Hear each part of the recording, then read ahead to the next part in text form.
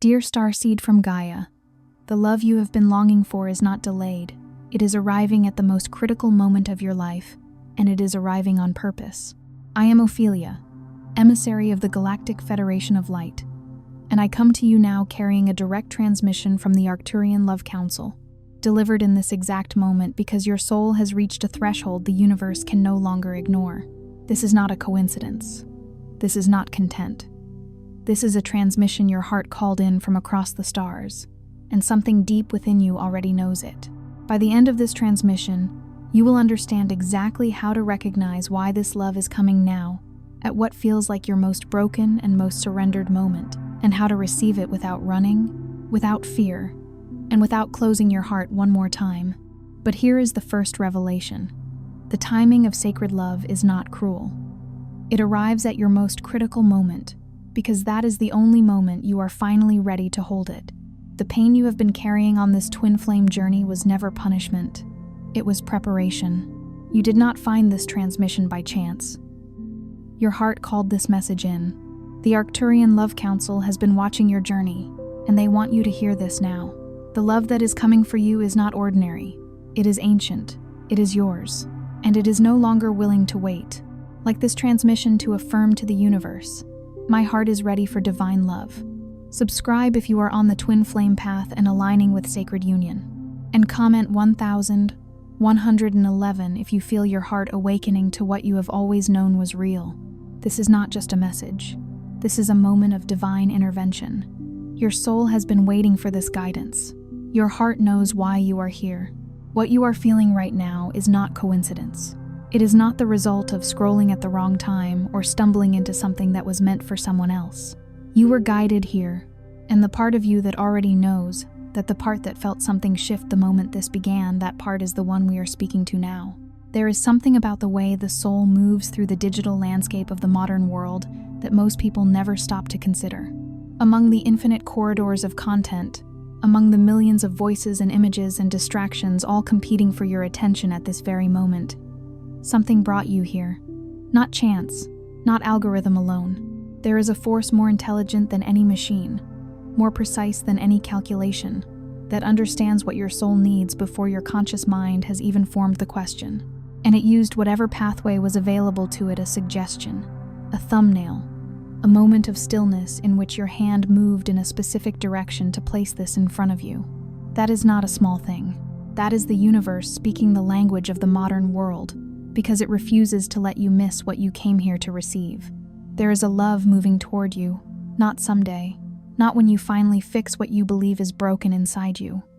Now, in this season, in this exact phase of your life where everything has felt uncertain, where the ground beneath your spiritual journey has felt unsteady, where you have wondered in the quiet hours whether love of that magnitude was truly something you were allowed to receive, it is moving toward you with a precision that would leave you breathless if you could see it from the vantage point your soul holds. If you could step outside time for just one moment, if you could see the full tapestry of your journey from the perspective of the higher self that has been guiding you through every dark night and every unexpected dawn, you would not see confusion. You would see choreography. You would see every encounter that broke your heart as a door that was being closed so that a more magnificent one could open. You would see every season of loneliness as the sacred wilderness in which your soul was learning the contours of its own landscape, was discovering what it is truly made of when no one else is there to reflect it back. You would see the love moving toward you not as a distant possibility, but as an inevitability already written into the architecture of this moment. It is not wishful thinking. It is cosmological fact, and the fact that you cannot see it from where you are standing does not diminish its reality one fraction. The mountain does not stop existing simply because the fog has gathered around its base. But here is what no one tells you about divine love arriving at the most critical moment of your life. It does not come when everything is calm. It does not wait until you have healed every wound, released every fear, and built yourself into someone unshakable. It comes exactly when the stakes are highest. It comes when you are standing at the edge of something you cannot yet name, when the old version of yourself has already begun to dissolve, and the new one has not yet fully formed. It comes in the rupture. It comes in the becoming. And it comes because the soul that is being called toward you is not waiting for the finished version of you. They are being drawn to the frequency of who you are right now, in the middle of your transformation, precisely because your transformation is the signal. This is a truth that requires sitting with, because the mind will resist it. The mind has been conditioned to believe that love is a reward given to those who have finally become worthy of it, that it is something dispensed once the conditions are right, once the healing is complete, once the story of your struggle has been resolved into something tidy and presentable. But divine love operates by a completely different logic. It is not drawn to completion. It is drawn to authenticity. It is not magnetized by the polished, curated version of yourself that you present to the world in moments of confidence. It is magnetized by the raw, unfinished, luminously imperfect truth of who you are becoming. The caterpillar in the chrysalis, entirely dissolved, is not less worthy of becoming a butterfly because it has not yet formed wings. The dissolution is the process, and your divine counterpart is not waiting at the finish line of your transformation. They are being guided toward the chrysalis itself, drawn by the incredible frequency of a soul in the act of becoming something it was always meant to be. What you just felt, that quiet ache mixed with recognition, is not sadness. It is your frequency remembering what it came here to receive. If this transmission stirred something you cannot name, the divine love frequency code was written for this exact moment in your journey. It contains 5 sacred Arcturian transmissions designed to dissolve the wounds blocking your divine counterpart and activate the signal that draws them closer. The link is in the first pinned comment, but it will only remain there for a short time. Most souls on this path have been taught, in ways both subtle and devastating, that love must be earned, that to be loved fully, you must first become fully lovable. And so they spend years, lifetimes, across multiple incarnations constructing versions of themselves designed to qualify for what they most deeply need. They become agreeable when they feel invisible. They become small when they sense their magnitude might overwhelm someone else. They swallow their truth to avoid the silence that follows when truth is spoken and not received. And in all of that construction, in all of that careful sculpting of a self that seems safe enough to love, they seal off the very chamber in their heart where divine love was always meant to live. Not because they failed, but because no one showed them that the lock on that chamber was never on the outside. Think about what that means for a moment. Think about how many years, how many relationships, how many interactions, how many small daily decisions about whether to show up fully or to hold back have been shaped by a belief that was installed in you before you were old enough to question it, before you had the language to challenge it. Perhaps it came from a parent whose love felt conditional on your behavior, whose approval required your performance. Perhaps it came from a relationship in which the moment you showed the full depth of what you felt, the other person became uncomfortable or distant, and you learned in that silence that your intensity was a liability rather than a gift. Perhaps it came from a culture that rewards composure and punishes rawness, that teaches you to package your emotions into something palatable and to leave the rest in the dark. However the wound arrived, it arrived early, and it arrived quietly, and it settled into the architecture of how you move through the world in ways so subtle you may have never identified them as a wound at all. You may have simply called it protecting yourself. You may have called it being realistic. But protection and realism that keep you from receiving the love your soul came here to experience are not virtues. They are the very walls that need to come down. The wound that keeps most starseeds from experiencing the sacred union they were built for is not a lack of love. It is a deep, ancient, quietly devastating belief that their love, the full, wild, luminous, overwhelming totality of what they carry in their heart, is too much. That if someone truly saw the depth of what they feel, the intensity of what they are capable of giving, the sacred nature of the love that moves through them, that person would leave. And so they give partially. They connect conditionally. They hold the most sacred parts of themselves just out of reach, offering closeness but never full surrender, presence but never total vulnerability. And they wonder why connections that feel promising always seem to plateau at a certain depth, why they meet people who seem aligned, and then something invisible creates distance, why they keep choosing almost right instead of undeniably destined. The pattern repeats because the pattern is asking to be seen. Every relationship that plateaus at a certain depth, every connection that begins with the electric recognition of something real, and then slowly contracts into something safer and smaller. Each of those is the universe holding up a mirror and saying, "Look here, the limitation is not in the other person. The limitation is in the invisible ceiling your own protective field has placed over how much love you will allow yourself to receive. You meet someone wonderful, and something in you begins to calibrate how much of yourself to offer, performing a constant calculation of risk and reward, of how close is close enough to feel the warmth but not so close that the exposure becomes dangerous. And so the connection lives in the space between what is possible and what you have decided is safe. And safe, for a soul built for sacred union, is the loneliest place in the universe. It is not bad luck. It is not a broken soul contract. It is the frequency of self-protection, broadcasting louder than the frequency of readiness. And today, that changes. Before your divine counterpart can reach you, you must unlock what is already waiting inside you, not build something new. Unlock what has always been there, sealed beneath the layers of every time you decided it was safer not to feel this deeply. Every time you told yourself that wanting this kind of love made you naive, every time someone left and you concluded, quietly, that it must have been because of something essential and unchangeable about who you are. There are 7 keys, and they do not require you to become someone different. They require you to become more fully who you already are. They require you to peel back the layers of everything that was added on top of your original nature, the fear, the conditioning, the protective adaptations, and to stand in what remains when all of that is released. What remains is extraordinary. What remains is the soul you were before the world told you to be less of it.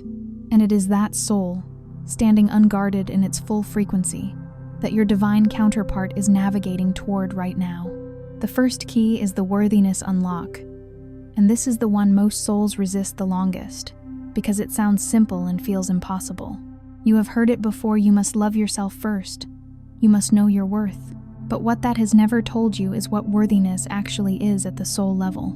Worthiness is not a feeling you generate through positive thinking. It is not an affirmation you repeat until it becomes real. Worthiness is a state of energetic alignment in which you are no longer asking love to prove something to you, in which you are no longer waiting for someone else's arrival to confirm that you matter. When you are locked in the worthiness wound, divine love cannot land, because every signal you send is threaded with the question, but do I deserve this? And that question creates a distortion field around your heart that the frequency of sacred union cannot penetrate. The key turns when you stop trying to feel worthy and start acting from the assumption that you already are. Not because you've earned it, because worthiness is not earned. It is the original state of your soul before anyone taught you otherwise. Consider the nature of a seed. A seed does not spend its time underground questioning whether it deserves to grow. It does not wonder if the conditions of its planting were adequate to justify its blooming. It simply carries within it the full encoded blueprint of what it is meant to become, and it responds to light and water and soil by being exactly what it is. You are seeded with the full blueprint of a soul capable of divine love. That blueprint has not been damaged by your heartbreak. It has not been erased by your loneliness. It has not been made conditional by anyone who could not see it clearly enough to stay. It is intact. It has always been intact. And the worthiness unlock is simply the moment you stop performing the role of someone who needs to earn their own blooming and start trusting that the light of love, when it reaches you, will find exactly what it was always meant to find.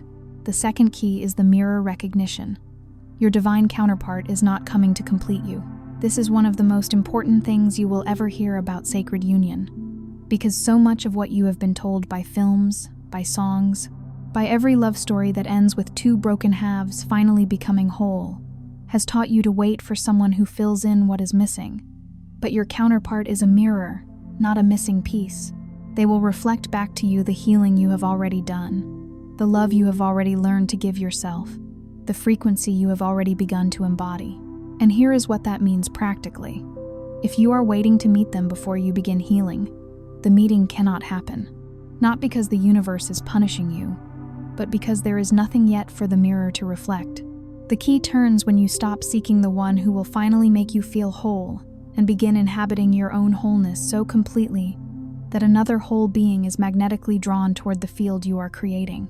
The mirror recognition is perhaps the most disorienting of the 7 keys for souls who have spent years being told that love is about finding your other half. Because if you accept this truth, truly accept it, not as a concept but as a lived reality, then everything about how you approach love must change. You stop asking what is missing in you that is keeping love away, and you start asking what is already present in you that love can recognize.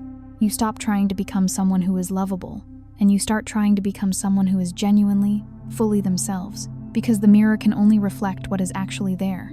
The more completely you inhabit your own truth, your own joy, your own sovereign wholeness, the more powerful the reflection becomes, and powerful reflections call forth equally powerful presences to receive them. The third key is the karmic release. You are carrying relationships in your energy field that have already completed their purpose, but have not yet been consciously released. Every connection that did not become what you hoped for, the one who left, the one who could not rise to meet you, the one who chose someone else, the one who simply disappeared, each of those connections left an energetic thread, not because they were failures, because they were contracts. They came to teach specific things, to open specific wounds that needed air, to show you specific patterns that needed witnessing, and they fulfilled their purpose. But if you have not consciously honored what they taught and released what they represented, those threads are still active in your field, and your field cannot hold a new sacred connection while it is still tethered to connections that were never meant to last. The key turns when you sit in stillness and genuinely offer gratitude for what each of those connections gave you, and then genuinely release them, not with bitterness, not with performance, but with the quiet, honest acknowledgement that the contract is complete and you are free to move forward. This is not about forgetting. It is not about pretending that those connections did not matter or that the pain they carried was not real. Every one of them mattered. Every one of them was a chapter in the education of your heart, a curriculum designed by your soul before you were born, specific to exactly what you would need to understand in order to be ready for what is coming. The one who left in a way that shattered you taught you something about your own resilience that no amount of comfort could have revealed. The one who could not rise to meet you showed you the ceiling of what you are willing to accept, and in showing you that ceiling, they freed you to seek something higher. The one who chose someone else redirected you back to yourself at a moment when you might otherwise have built your entire life around someone else's journey rather than your own. These were not failures of love. These were love in its most advanced form, love that sacrificed its own continuity so that your soul could receive its most essential lessons. The fourth key is divine timing surrender. This one is perhaps the most quietly agonizing for a starseed soul, because you feel so much, so deeply, and the waiting can feel like deprivation. But the universe is not withholding your love. It is perfecting the conditions under which that love will be the most transformative, the most sustainable, the most aligned with both souls' highest trajectories. Your counterpart is on their own path of preparation. They are clearing what needs clearing. They are learning what needs learning. They are being brought into alignment with the version of themselves that is capable of meeting you at the level you are now standing on. And the universe in its infinite precision is orchestrating the crossing of your paths at the exact moment when both of you are ready, not just individually, but together. The key turns when you shift from watching the clock to trusting the architect. When you stop calculating how much longer and start genuinely trusting that the timing is not cruel, it is sacred. There is a particular kind of spiritual maturity required to surrender to divine timing, and it is not passive. It is not resignation. It is not telling yourself that what you want does not matter, or that the longing is something to be ashamed of. The longing is sacred. The longing is the soul's memory of something it knows is real, reaching forward through time toward its own fulfillment. But there is a difference between the longing that trusts and the longing that grasps. One is an open hand extended toward the universe, radiating patience and faith and the deep certainty that what is meant will come. The other is a closed fist trying to force the universe's hand, trying to accelerate a timeline that has been constructed with more wisdom and more love than the human mind can fully comprehend. Divine timing surrender is the practice of opening the fist, of releasing the white-knuckled grip on how and when and through whom your love will arrive, of trusting that the architect of your soul's journey has access to information you do not, and that every delay has been a gift disguised as absence. The fifth key is magnetic embodiment. Divine love does not respond to longing, it responds to resonance. There is a frequency that sacred union operates on, and it is not the frequency of needing, or searching, or hoping that something outside of you will finally complete what feels incomplete. It is the frequency of fullness, of joy that exists independent of romantic confirmation, of a life so genuinely inhabited with purpose, with beauty, with meaning, with self-directed love, that it radiates something irresistible not because you have made yourself attractive, but because you have made yourself whole. The key turns when your daily existence begins to reflect the love you are calling in. When the care you offer yourself mirrors the care you would offer a beloved. When your life becomes the energetic home into which a divine counterpart could naturally and joyfully arrive. What does magnetic embodiment look like in the texture of an ordinary day? It looks like preparing food for yourself with the same intentionality you would bring if someone you love deeply were sitting at your table. It looks like moving your body in ways that honor what it carries, rather than punishing it for what it does not look like. It looks like spending time in the things that set your specific frequency, singing the art, the music, the writing, the nature, the silence, whatever it is that makes you feel most like yourself. Not as a strategy to become more attractive to a future partner, but as an act of radical fidelity to your own soul. It looks like creating a life that feels genuinely, abundantly good to live. Not because a relationship would make it good, but because you have decided that you are worthy of goodness right now, in this body, in this moment, before a single external circumstance changes. That decision, the decision to inhabit your life fully, rather than waiting for love to make it worth inhabiting, that is the most powerful signal you will ever send, and it is heard across dimensions. The sixth key is separation wisdom. If you have known the specific ache of feeling deeply connected to someone, and then experiencing distance, whether physical, emotional, or spiritual, you know that there is a particular kind of pain in twin flame separation that feels almost unbearable, because it is not ordinary longing. It is the recognition of a soul you know, separated from you by timing or growth or circumstances that neither of you chose. But separation in sacred union is not failure. It is the space the universe creates when both souls need to develop something that can only be developed individually. The distance is not distance from love. It is the deepening of the individual vessels that will one day hold that love together. The key turns when you stop experiencing separation as punishment and begin experiencing it as the most advanced form of trust, the willingness to grow in the absence of the one who makes growth feel most meaningful. In the space of separation, something extraordinary becomes possible. Without the presence of the beloved to orient around, you are forced to find your center in yourself. You are forced to discover what you believe, what you value, what brings you joy, what gives you courage, when none of those things are being sourced from another person's presence. This is not abandonment by the universe. This is the universe insisting that you become the kind of person who carries their own light, not because you will always be alone, but because a love built between two people who cannot stand in their own light will always be fragile, always be shadowed by the fear that without the other, the darkness returns. Sacred union is built between two people who have learned to be their own light source. The separation is where that learning happens, and every day that you grow during it, every day that you choose presence over despair, growth over stagnation, trust over bitterness, you are strengthening the vessel. You are making yourself capable of holding what is coming. The seventh key is reunion readiness. And this is the one that completes all the others, because every key you have turned, every wound you have addressed, every pattern you have released, every moment of genuine self-love you have practiced, every instance of trusting divine timing, when every human part of you wanted to force a different outcome, all of it has been turning this final lock. The door to sacred union does not open from the outside. It opens from within. Your divine counterpart cannot enter a heart that is still locked, no matter how perfectly aligned they are, no matter how powerful the soul contract that drew you together. Reunion readiness is not about being perfect. It is about being open, genuinely, vulnerably, courageously open to receiving a love that matches the love you are now willing to give yourself. The key turns the moment you stop making your heart earn its own opening and simply choose consciously, fully, without reservation to be available for what is already moving toward you.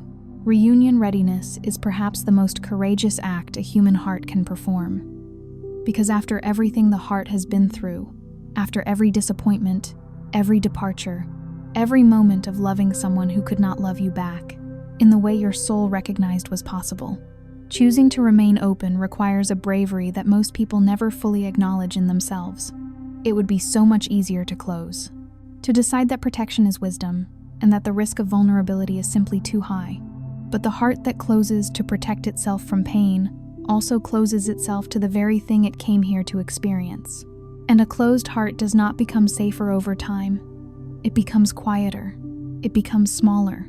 It becomes a room with all the curtains drawn, where the inhabitant has forgotten what sunlight feels like, because they have spent so long convincing themselves that the darkness is preferable to the risk of opening the window and being seen.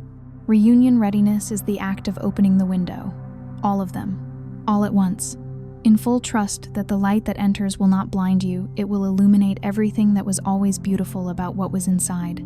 Here is what the Arcturian transmission wants you to understand in this moment, and it is perhaps the most important thing you will hear today. You were not sent here to experience a diminished version of love. You were not assigned this incarnation to practice settling.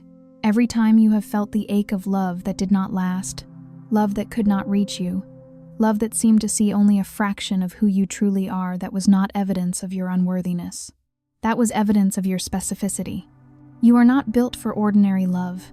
You are built for the kind of love that changes the trajectory of both souls involved. The kind of love that does not just comfort but transforms. The kind of love that is so aligned with truth that it requires both people to rise into their highest selves just to meet it. And that kind of love requires preparation. That kind of love requires exactly what you have been living through. The Arcturian consciousness that moves through transmissions like this one does not speak to you from a place of abstraction. It speaks from a vantage point of absolute clarity about what each soul came here to experience and what is required for that experience to become real. And what it sees in you, in this specific soul receiving these words at this specific moment, is not someone who is behind or broken or lacking in any essential quality.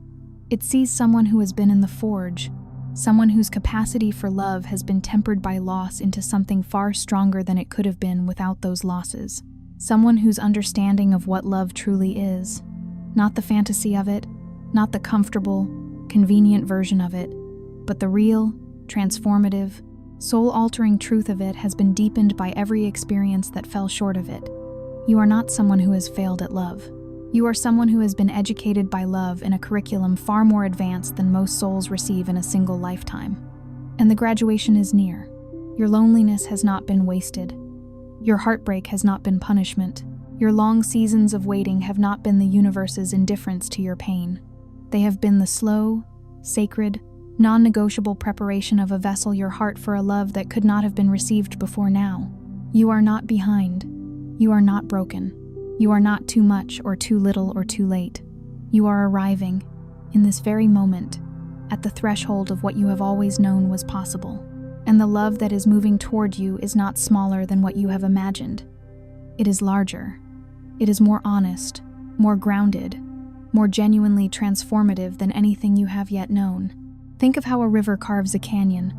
The water does not force the stone. It moves with patience and with power, following the path of least resistance when it must and pressing forward with irresistible momentum when the conditions allow. Over time, over what looks from the outside like impossibly long stretches of unchanging terrain, the stone yields, not because the water was stronger, but because the water was consistent, because the water never stopped moving, because the water trusted its own nature and its own direction even when the progress was invisible to the eye. Your heart has been that river. It has been carving through stone that needed to yield. It has been creating a channel through which love of extraordinary magnitude can now move. And the canyon that seemed for so long like evidence of damage, all those places where the heart was carved open by experiences that hurt, that canyon is not a wound. It is a capacity. It is the depth that love now has room to fill. Tonight, if the silence feels heavy, place one hand on your chest and feel the pulse beneath your palm. That rhythm is not just biology. It is a signal. It is broadcasting. And somewhere, in a life that is moving toward intersection with yours, another heart is calibrating to the same frequency. Trust that, not as a comfort, as a truth. Speak this aloud if you are able. I am not waiting for love to find me. I am becoming the frequency that makes the finding inevitable. Let that declaration land in your body. Feel the difference between the vibration of waiting and the vibration of becoming. Waiting is a posture of lack, of looking outward for something that has not yet arrived, of measuring the present moment against what is missing from it. Becoming is a posture of expansion, of growing into the fullness of what you are capable of being, of measuring the present moment against how far you have already come rather than how far you still have to go. When you speak that declaration aloud, you are not performing an affirmation. You are making an energetic statement of intent that ripples outward from your heart into the field that surrounds you and extends further than you can see. You are telling the universe not that you are ready to receive love eventually, but that you are actively, consciously, joyfully becoming the exact frequency that makes sacred union not just possible, but inevitable. That is not a small thing. That is a seismic shift in how you are showing up to your own life. And the universe responds to seismic shifts with movements of its own. Before you scroll, take a moment to be part of what is forming here. Drop one intention in the comments, something real from your heart journey. Then find someone else's intention and respond to it with encouragement or love. This is not content. This is collective healing. And love multiplies when hearts connect in truth. If something in this message resonated, do not keep it to yourself. Someone in your life is sitting in the same quiet ache you were in when this began, and they are waiting for exactly this activation. Share it with them. And if you felt something in your chest shift while you were listening, that was not imagination. That was recognition. Subscribe and stay in the flow of what is being transmitted here.